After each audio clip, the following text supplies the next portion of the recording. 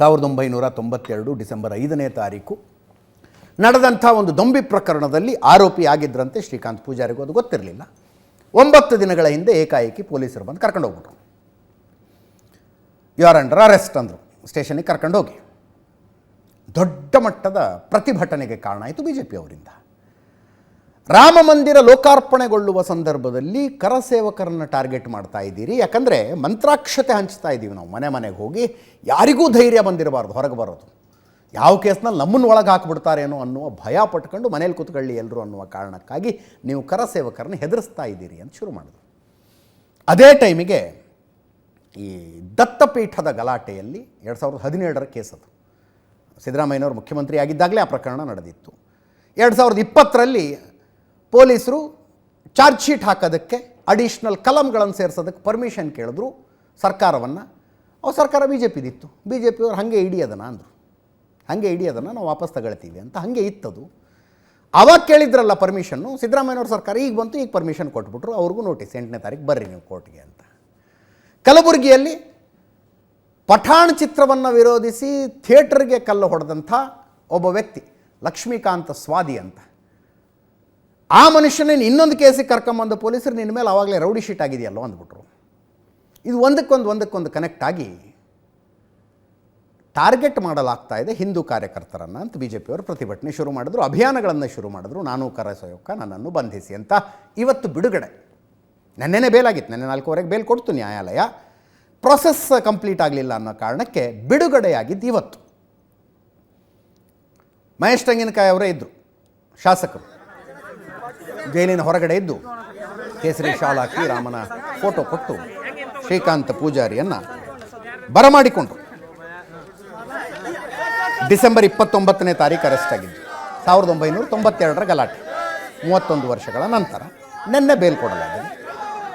ಹೊರಗೆ ಬಂದ ಶ್ರೀಕಾಂತ್ ಪೂಜಾರಿ ಹೇಳಿದ್ರು, ನಾನು ತಪ್ಪು ಮಾಡಿಲ್ಲ, ಅನಗತ್ಯವಾಗಿ ನನ್ನನ್ನು ಬಂಧಿಸಿದ್ರು, ನಾನು ರಾಮ ಮಂದಿರದ ಉದ್ಘಾಟನೆಗೆ ಹೋಗ್ತೀನಿ, ವಾರಂಟ್ ಕೊಟ್ಟಿಲ್ಲ, ನೋಟಿಸ್ ಕೊಟ್ಟಿಲ್ಲ, ಏನು ಮಾಡದೆ ಅರೆಸ್ಟ್ ಮಾಡಿಬಿಟ್ರು, ಯಾವುದೇ ಕೇಸ್ಗಳಿಲ್ಲ ನನ್ನ ಮೇಲೆ, ಆದರೂ ಅರೆಸ್ಟ್ ಮಾಡಿದ್ದಾರೆ ಅಂತ ಕೇಳಿಸ್ಕೊಂಡು. ನನಗೆ ಕರ್ಕೊಂಡ್ಬಂದಿದ್ದು ಅವರು ರೇಷನ್ ತೊಂಬರ್ದೈತೆ ಅಂತೇಳಿ ಕರ್ಕೊಂಡು ಹೋದ್ರ, ಪೊಲೀಸರು ಕರ್ಕೊಂಡು ಹೋದ್ರು, ನಿಂದರ್ಸಿದ್ರು. 2 ಸಿಬ್ಬಂದಿ ಹೊರಗಿಂದ ಒಳಗೆ ಹವಾಲ್ದಾರ್ ಪೊಲೀಸರು ಬಂದು ನನಗೇನಂದ್ರು, ನಿಂದು ಕೇಸ್ ಐತಲ್ಲ ಅಂತ ಕೇಳಿದ್ರು. ನಾ ಕೇಳಿದೆ, ನನ್ನ ಕೇಸ್ ಯಾವ ಇಲ್ಲ ಸರ್, ಬಿಡುಗಡೆ ಆಗ್ಯಾವ ನನ್ನ ಕೇಸ್ ಎಲ್ಲ, ನಾವಾಗ ಬಿಡುಗಡೆ ಆಗ್ಯಾವ, ನನಗೆ 32 ವರ್ಷದ ಹಿಂದೆ ಬಿಡುಗಡೆ ಆಗ್ಯಾವು, ಯಾವ ಕೇಸ್ ಇಲ್ಲ. ಇವ್ರು ಮಾಡಿದ್ದಕ್ಕೆ ನನಗೇನೈತೆ ಎಲ್ಲ ಕೇಸ್ ಅದಾವು ಗೊತ್ತೈತೆ ಬಾ ನನಗಂದ್ರು. ಇಲ್ರಿ ನನ್ನ ಕೇಸ್ ಹಾಕರು ಅಂದ್ರೂ ಮತ್ತು ಕರ್ಕೊಂಡು ಹೋದ್ರು ಅವರು. ಕೇಸ್ ಮಾಡಿದ್ರೆ ಎಲ್ಲಿ ನಿಂದು ಭಾಳ ಆಗೈತಿ, ಕೇಸ್ ಅದಾವ ನೀನು ಮತ್ತೆ ಕೇಸಿಗೆ ಅಟೆಂಟ್ ಆಗಿಲ್ಲ ಅಂತ ಕೇಳಿದ್ರು. ನನ್ನ ಕೇಸ್ ಯಾವಿಲ್ಲ ಅಂದ್ರು. ಅವ್ರದ್ದು ಪೊಲೀಸರ ಸಿಬ್ಬಂದಿದ್ದು ಸಿಟ್ಟು ನಮ್ಮ ಮೇಲೆ ತಗದ ನಮ್ಗೆ ಒಳಗೆ ಹಾಕಿಸಿದ್ರು. ಏನಿದ್ದಿಲ್ಲ, ಸುಳ್ಳ ಹೇಳಿ ಕಳ್ಸ್ಯಾರಿ ಅವ್ರು, ಎಲ್ಲಾ ಸುಳ್ಳು ಹೇಳಿ ಕೆಲ್ಸಾಳ್ರಿ ಅವ್ರು. ಅವಾಗ ಏನಾಗಿತ್ರಿ, ಹೋಗಿ 175 ಮಂದಿ ಇದ್ವಿ ಒಳಗೆ, ಎಲ್ಲಾರು ಕೂಟಗ ಅವ್ರು ಹೋದ್ರು. ನಾನು 9 ತಿಂಗಳ ಇದ್ರಿ, 9 ತಿಂಗಳಿದ್ದೆ ನಾನು. ಬೆಳಗಾವ್ ತಗೊಂಡೋದ್ರು, ಗುಲ್ಬರ್ಗಾಗ್ ತಗೊಂಡೋದ್ರು, ಊಸಿಲಿಕ್ಕೆ ಬಂದೆ ನಾನು. ಮತ್ತು ಹೋಗೋದ್ರಿ, ಅದ್ರ ಸಲಗೆ ಜೀವ ಕೊಡೋದು ಗ್ಯಾರಂಟಿ ರೀ. ಇದೇ ವಿಷಯದಲ್ಲಿ Congress BJP talk fight. Priyank Kharge ಅವರು ಮಾತಾಡಿದ್ರು, ಸಚಿವರು ಸಿ ಟಿ ರವಿ ಮಾಜಿ ಸಚಿವರು, ಪ್ರಹ್ಲಾದ್ ಜೋಶಿ ಕೇಂದ್ರ ಸಚಿವರು, ಇನ್ನೊಬ್ಬ ಸಚಿವರು ಸಂತೋಷ್ ಲಾಡ ಮಾತಾಡಿದ್ರು. ಕೇಳಿಸ್ಕೊಳ್ಳಿ. ಬಾಬಾ ಬುಡನ್ಗಿರಿ ಕೇಸ್ ಅಂತ ಹೇಳ್ತಾ ಇದ್ರಿ, ಅವ್ರ ಮೇಲೆ ಕೇಸ್ ಹಾಕಿದ್ದು ಯಾರು ಗೊತ್ತಾ ನಿಮಗೆ? BJP ಸ್ಟೇಟ್ ಪ್ರೆಸಿಡೆಂಟ್ ಆದಂಥ ಶ್ರೀ ಅಣ್ಣಾಮಲೈ ಅವರು ದೊಡ್ಡ ಬೋರ್ಡ್ ಇಟ್ಕೊಂಡು ಕೂಡ ನಾನು ಕರೆಸೇಬೇಕಾ, ನನಗೆ ಅರೆಸ್ಟ್ ಮಾಡಿ ಅಂತ. ನೀವು ಉಲ್ಲಂಘನೆ ಮಾಡಿ ನೋಡಿ, ಅರೆಸ್ಟ್ ಮಾಡಿ ತೋರಿಸಿಲ್ಲ ಅಂದರೆ ನೋಡ್ರಿ, ನೀವು ಕೇಸರಿ ಶಾಲೆ ಹಾಕಿದ ತಕ್ಷಣ ನೀವು ಆಸ್ತಿ ಪಾಸ್ತಿಯನ್ನು ಲೂಟಿ ಮಾಡ್ಬೋದಾ? ಬೇಲಾಗಿರೋದಕ್ಕೆ ನಾನು ಅವರಿಗೆ ಅಭಿನಂದನೆ ಸಲ್ಲಿಸ್ತೀನಿ. 31 ವರ್ಷಗಳ ನಂತರ ಈ ಪ್ರಕರಣವನ್ನು ಕೆದಕಿದ ಹಿನ್ನೆಲೆ ಇವರೇನೇ ಮುಚ್ಚಿಟ್ಟರೂ ಕೂಡ ಇವರಿಗಿರುವಂಥ ರಾಮಭಕ್ತರ ಮೇಲಿನ ದ್ವೇಷ, ಹತಾಶೆಯನ್ನು ತೋರಿಸುತ್ತೆ.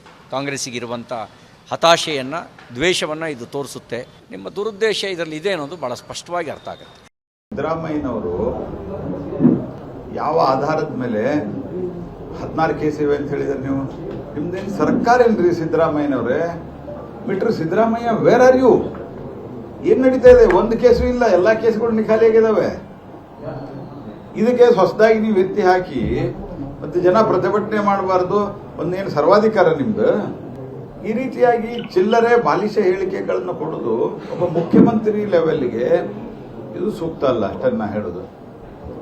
ಜೋಶಿ ಅವರೇನು ಕಾನೂನು ತಜ್ಞರೋ ಅಂತ ಪ್ರಶ್ನೆ ಕೇಳಿದ್ರೆ, ಅದೇ ಕಾನೂನು ತಜ್ಞ ನಾವದಲ್ಲಿ ನಿಮ್ಮ ಕಡೆ ಕಾನೂನು ತಜ್ಞ ಇದಾರಲ್ಲ, ನೀವು ಮುಖ್ಯಮಂತ್ರಿ, ನೀವು ನಿಮ್ಮ ಕಾನೂನು ತಜ್ಞರು ಎಲ್ಲಿದೆ, ಆ ಕೇಸ್ ಎಷ್ಟಿದೆ, 16 ಕೇಸಲ್ಲಿ ಏನಿದೆ, ಇದೆಲ್ಲ ನೋಡ್ಕೋಬೇಕಲ್ಲ ನೀವು.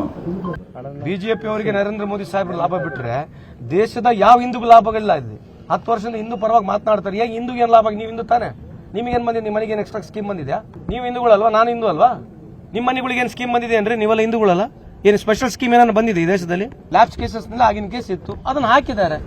ಏನಾದ್ರಾಗ ಅವನಿಗೆ ಹಾಕ್ಬಿಟ್ಟು ನಮಗೇನು ಸಿಗದೈತೆ? ಆಯ್ತು, ಅವನ ಮೇಲೆ ಕೇಸ್ ಹಾಕಿದ್ದು ಉದಾಹರಣೆಗೆ ಇಟ್ಕೊಂಡು ನಮಗೇನು ಲಾಭ ಇದೆ? ಇನ್ನೊಂದ್ಸಲಿ ಕೋರ್ಟಿಗೆ ಪ್ರೊಡ್ಯೂಸ್ ಆಗಿದ್ರೆ ಅಂತದ್ದು ಏನಿದೆ? ಸಿದ್ದರಾಮಯ್ಯ